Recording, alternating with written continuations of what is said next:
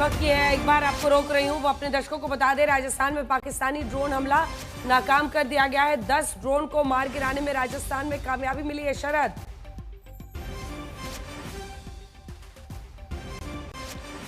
बिल्कुल अंजना, जो खबर हमारे पास है अब तक जो पुख्ता तौर पे कंफर्म हो पाया है कि पोखरण और जैसलमेर मिलाकर कुल 9 ड्रोन को मार गिराए गए हैं और बाड़मेर में अपुष्ट खबरों के अनुसार 3 है, जबकि जो प्रशासन ने कंफर्म किया है वो 1 ड्रोन मार गिराने की खबर कंफर्म किया है। तो कुल राजस्थान में 2 जगह बाड़मेर और जैसलमेर में जो ड्रोन भेजे गए थे उसमें 10 के 10 सभी ड्रोन मार गिराए गए हैं। और जो बात अंजना आप बार बार कह रही हैं कि ये सारे ड्रोन आज रियासी इलाके में मार गिराए गए हैं, यानी पाकिस्तान की नापाक हरकत थी। कल जिस तरह से मुंह की खाई है उसके बाद अब तक 10 ड्रोन राजस्थान में छोड़े गए थे पाकिस्तान की तरफ से, वो सभी मार गिराए गए हैं। और इस बार जो इन्होंने टारगेट रखा था वो रियासी इलाकों के आसपास जो हमारी छोटी छावनियां हैं उसको टारगेट रखा था। इन्होंने एक रेकी कर रखी है, जो हम बात कर रहे थे आपसे कि जासूसी का एक बड़ा नेटवर्क कल दिन में 12 बजे ही हमारी सुरक्षा एजेंसियों ने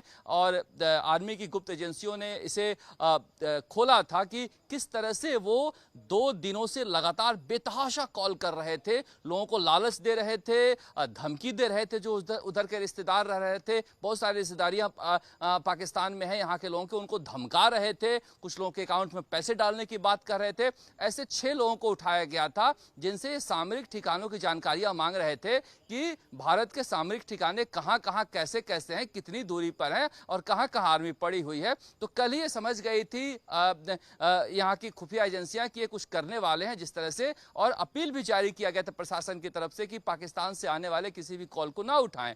तो ये रेकी करने के बाद इस तरह की नापाक हरकत उसने भले ही की हो मगर उसके बस में है नहीं। देखिए जिस तरह से तैनाती है और एक जो स्टील डोम है, आयरन डोम हमने देखा है इजराइल में, लेकिन भारत के एक पश्चिमी सीमा स्टील डोम की तरह नजर आ रही है, जहां पर कि ये बिल्कुल ही टारगेट से दूर दूर तक कहीं नजर नहीं आ रहे हैं और आसमान में ही मारकर गिराया जा रहा है। इससे लग रहा है कि जैसे शादियों का मौसम है, शादियां तो रात को बंद कर दी गई है, कहा गया है कि दिन में ही शादियां करनी पड़ेगी, लेकिन शादियों में आतिशबाजी होती है, उस तरह से आतिशबाजी की तरह मार के गिरा दिया जा रहा है। मगर बात वही है कि जिस तरह के दुस्साहस वो कर रहे हैं और इस तरह के एक्सप्लोसिव अगर गिर जाता है तो कितना बड़ा आम नागरिकों को नुकसान हो सकता है। वो अपने आम नागरिकों को शील्ड बना रहे हैं, यहाँ के आम नागरिकों को निशाना बना रहे हैं, तो सरकार ही वहां की आतंकी है।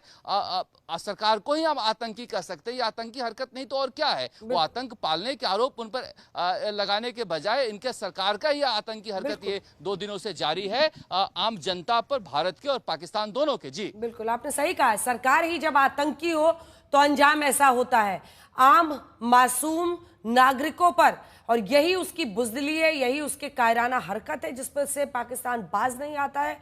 मंजीत, सेना सरकार के तौर तरीके काम करने के, इन सब को आपने लंबे वक्त से बहुत करीब से कवर किया है, आप समझते हैं।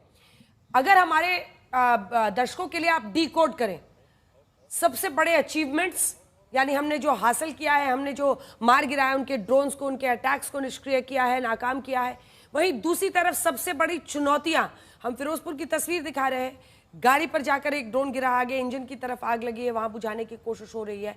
सबसे बड़ी चुनौती क्या दिख रही है, दोनों बताइए।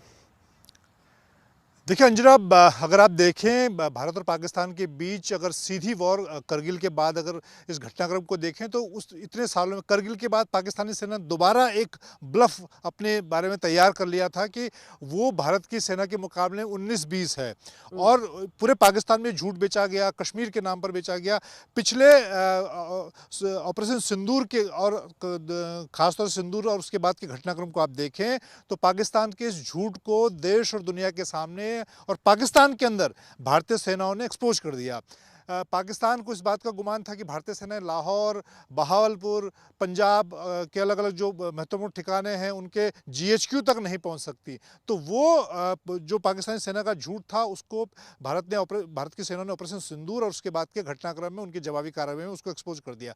अब पिछले दिनों का जो पूरा घटनाक्रम है वो पाकिस्तान की झुंझलाहट उसी बात को लेकर है, क्योंकि जिस झूठ के दम पर वो पिछले इतने सालों से अपने लोगों के बीच में ये प्रचारित करते हैं कि भारतीय सेना का मुकाबला पाकिस्तानी सेना कर रही है और कर सकती है।